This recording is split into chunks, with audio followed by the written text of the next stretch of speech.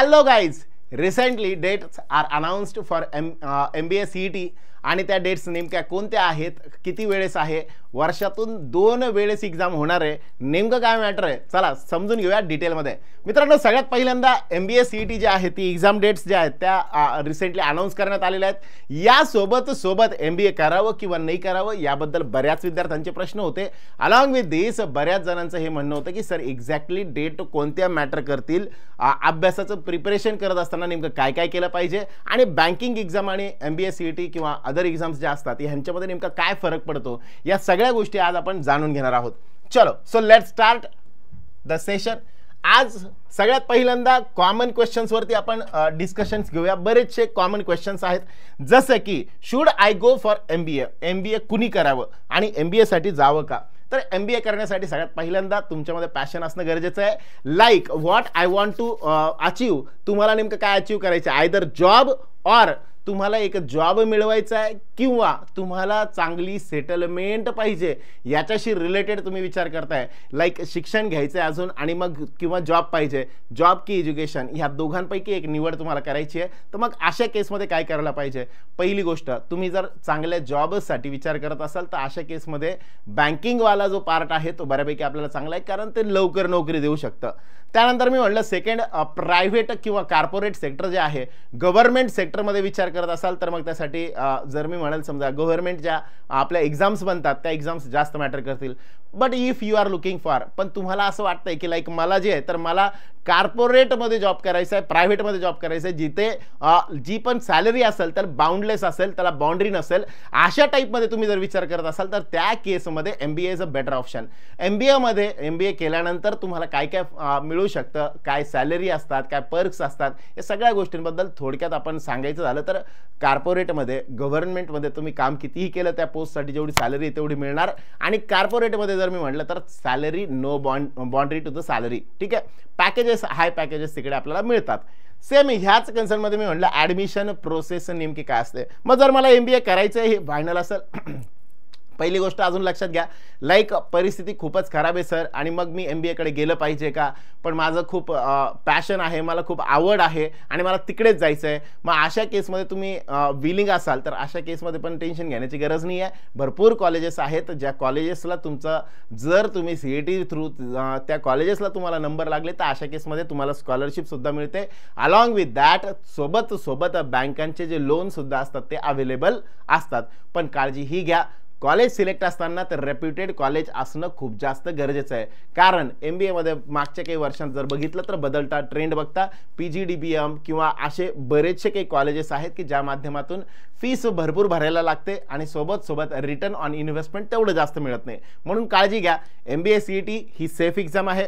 या CET through जर score चांगला असेल तर चांगले कॉलेजेस लाईक जसं की आपण JBIMS म्हणतो, त्यानंतर पुंबा म्हणतो, इंदिरा म्हणतो, यासारखे कॉलेजेस सुद्धा आपल्याला त्या माध्यमातून भेटतात. मग जर मी म्हटलं समजा असे कॉलेजेस भेटले तर आपण चांगले कॉलेजेस मिळत असतील तर MBA CET थ्रू आपण MBA करायला हरकत नाही.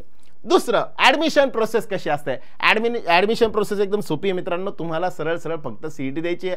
एकदा CETचा फॉर्म भरायचा, CETची फॉर्म भरल्यानंतर जे आहे तर आपल्याला पुढची प्रोसेस मी डिटेलमध्ये सांगतो. आपल्याला कॉलेजेस जे आहेत ते ॲलोकेट केले जातील आणि त्या कॉलेजेसमध्ये कॅप राऊंडच्या माध्यमातून ते आपल्याला ॲलोकेट होतील आणि नंतर तुम्ही 2 वर्ष तिथे तो कोर्स कंप्लीट करायचा आहे. कॉलेजचं सिलेक्शन कसं करायचं, सगळ्यांची लिस्ट जी आहे, जसे कट ऑफ आहेत मागच्या वर्षीचे, तुमचा जो CETचा स्कोर आहे तो डिसाईड करेल की तुम्हाला कॉलेजचं कोणतं सिलेक्शन करता येऊ शकतं. यासाठी सुद्धा आपल्याकडे आपल्या यूट्यूबवरती सारथी एज्युकेशनच्या चॅनलला ऑलरेडी टॉप 10 कॉलेजेसची एक लिस्ट जी आहे ती ऑलरेडी त्याचा एक व्हिडिओ त्या ठिकाणी टाकलेला आहे, तो एकदा जस्ट बघून घ्या, गो थ्रू करून घ्या.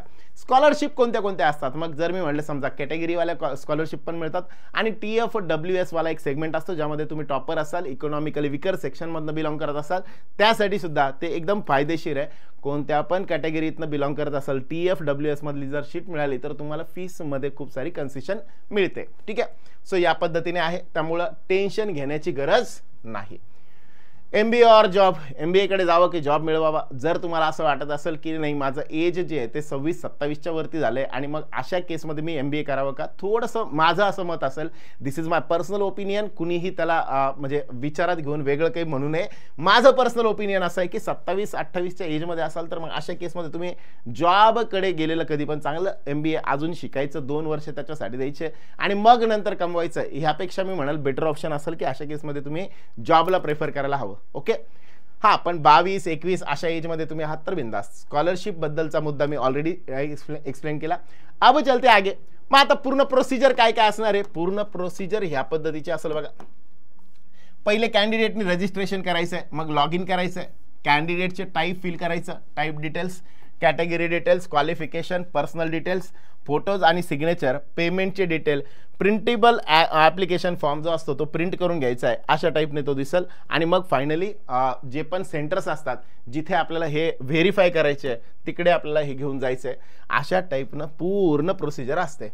एकदा जस्ट प्रोसिजर गो थ्रू करून घ्या, एकदा बघून घ्या, ओव्हरलुक करून घ्या आणि याचा स्क्रीनशॉट तुम्हाला जर पाहिजे असेल तर घेऊ शकता किंवा तुम्हाला साईटवरती हे सगळं अवेलेबल असेलच. ठीक आहे, चलो अब चलते आगे. आता महत्वाचा मुद्दा, मग MBAच्या डेट का बरं मॅटर करणार आहे यावेळेस?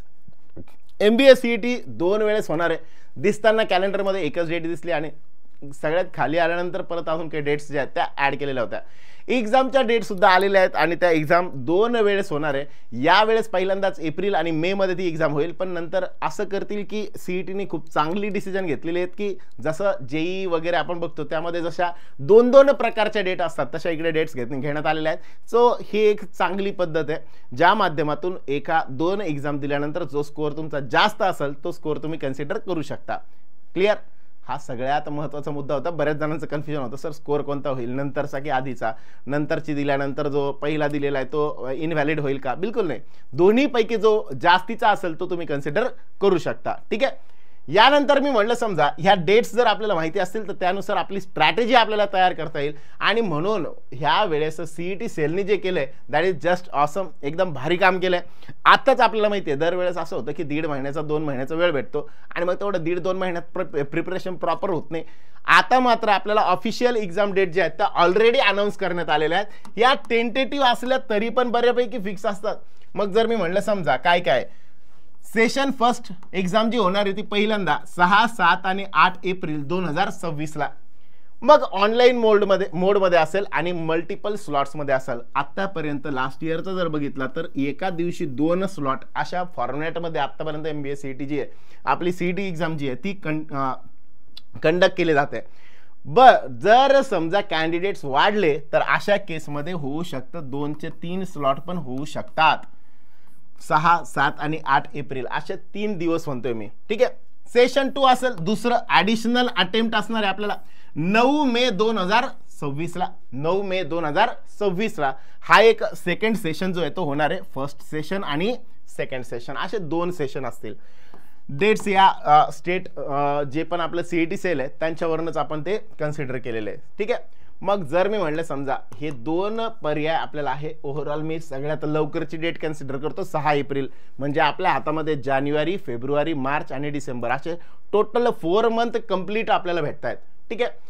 नोटिफिकेशन आणि रजिस्ट्रेशन इम्पॉर्टंट टाईपलाईन काय काय असणार आहे? नोटिफिकेशन नोव्हेंबरच्या शेवटपर्यंत येईल. रजिस्ट्रेशन डिसेंबरच्या स्टार्टिंगला होण्याचे चान्सेस वाटतात. लास्ट डेट टू अप्लाय फेब्रुवारी किंवा अर्ली मार्चपर्यंत असेल आणि admit card 1 week before exam. आणि हे सगळंच्या सगळं कुठे व्हेरीफाय करायचं तर हे सगळंच्या सगळं साईटवरती CET सेलची जी साईट आहे त्याच्यावरती आपल्याला भेटेल. ठीक आहे. नेमकं मग एक्झामचे पॅटर्न काय असतात? एक्झामचा मोड हा ऑनलाईन असतो, कम्प्युटर बेस. ड्युरेशन 150 मिनिटांचं असतं म्हणजे 2.5 तासांचं. त्याच्यामध्ये टोटल आपल्याला 200 MCQs असतात, 200 क्वेश्चन्स असतात. साधारण लॉजिकल रिझनिंगसाठी 75 क्वेश्चन, ॲब्स्ट्रॅक्ट रिझनिंगसाठी 25 क्वेश्चन, क्वांटिटेटिव्ह ॲप्टिट्यूड 50 क्वेश्चन आणि व्हर्बल ॲबिलिटी किंवा रीडिंग कॉम्प्रिहेन्शन याच्यासाठी 50 क्वेश्चन. असं टोटल 200 मार्कांचा पेपर या ठिकाणी असतो. यातला जवळपास मी म्हटलं दोघांचा मिळून म्हटलं तर 100 मार्काचं रिझनिंगच आहे. उरलेले 100 मार्क क्वांट आणि इंग्लिशला. मार्किंग स्कीम कशी असणार? +1 करेक्ट आन्सरसाठी आणि निगेटिव्ह मार्किंग याच्यामध्ये कधीही नसतं. म्हणजे निगेटिव्ह मार्किंग नाही आहे.